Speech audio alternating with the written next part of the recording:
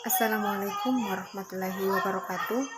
Perkenalkan, nama saya Nur Hidayah dari kelas EPIS 5F dengan NIM 19040101051. Video ini saya buat untuk memenuhi tugas ulangan tengah semester dengan mata kuliah manajemen proyek.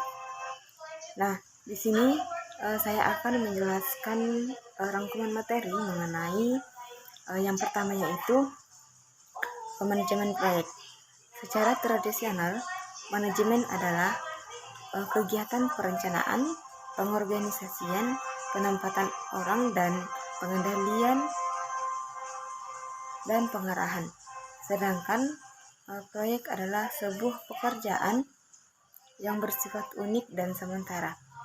Proyek dilakukan untuk mencapai tujuan yang telah direncanakan dan membuahkan hasil atau manfaat yang biasa disebut dengan output.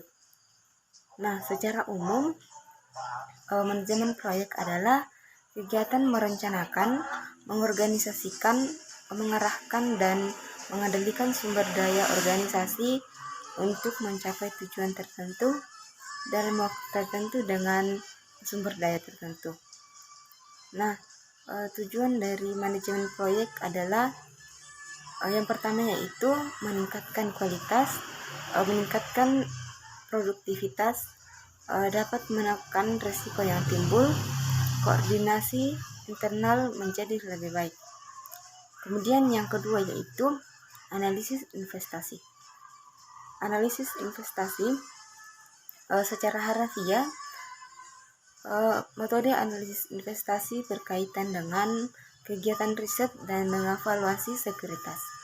Analisis investasi bertujuan untuk memprediksi kinerja suatu saham industri di masa depan. Analisis adalah aktivitas yang memuat sejumlah kegiatan seperti mengurai, membedakan, memilih sesuatu untuk digolongkan dan dikelompokkan menurut kriteria tertentu.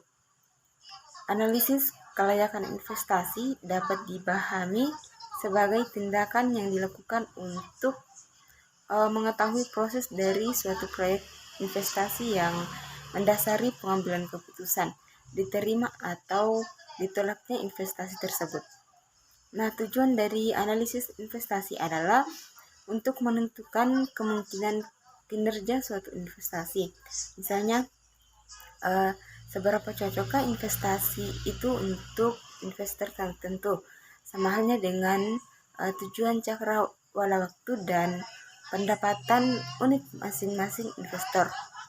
Kemudian yang ketiga, yaitu peramalan dan perencanaan agregat. Peramalan adalah suatu usaha memperkirakan keadaan di masa yang akan datang melalui pengujian keadaan di masa lalu. Sedangkan perencanaan agregat merupakan suatu metode pendekatan untuk menentukan kuantitas dan waktu produksi pada jangka waktu menengah. Nah, tujuan dari peramalan dan perencanaan agregat pada umumnya, perencanaan agregat adalah memperkecil biaya pada periode perencanaan. Bagaimanapun, terdapat isu strategis lain yang mungkin lebih penting daripada biaya rendah. Kemudian, pemilihan lokasi. Pemilihan lokasi merupakan faktor penting yang berpengaruh terhadap kesuksesan suatu usaha, karena pemilihan lokasi juga berhubungan dengan keputusan pembelian konsumen. Nah, tujuan dari pemilihan lokasi itu sendiri merupakan tempat yang menjadi pusat kegiatan usaha, baik teknik, administrasi, ataupun manajerial. Menurut Handoko, pada tahun 2012, pemilihan lokasi yang tepat akan meminimumkan beban biaya investasi dan operasional jangka pendek maupun jangka panjang, dan akan meningkatkan daya saing perusahaan. Kemudian yang kelima, yaitu desain produk dan jasa. Desain produk adalah proses menciptakan produk baru yang akan dijual oleh perusahaan untuk pelanggannya. Sedangkan desain jasa adalah sesuatu yang diproduksi dan dikonsumsi secara bersamaan. Nah, desain produk dan jasa begitu penting bagi perusahaan karena akan menentukan pula keberhasilan ataupun kegagalan dalam ranah bisnis. Perusahaan akan mengutamakan proses serta pengembangan ide dari desain pada layanan atau barang yang diproduksi tersebut. Nah, tujuan dari desain produk dan jasa. Nah, tujuan dari desain produk itu sendiri adalah untuk menghasilkan produk yang berkualitas tinggi dan mempunyai nilai jual yang tinggi.